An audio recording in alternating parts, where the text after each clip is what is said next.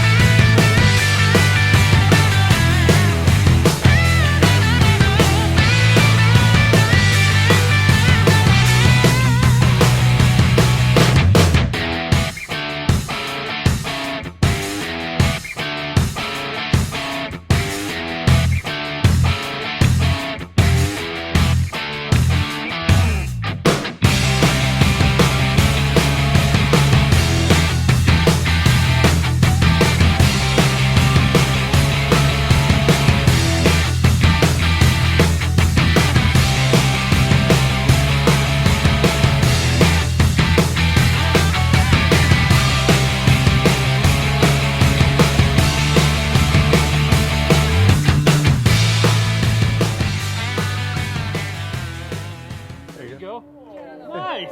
Okay, so class is over. We had 4 hours yesterday, 4 hours today, and what used to be a mulch pit is now a 15 by 30 putting green for the Ronald McDonald House here in Tampa.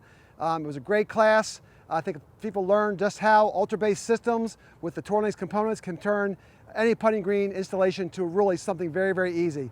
So I thank you very much and look forward to working with you, and happy putting.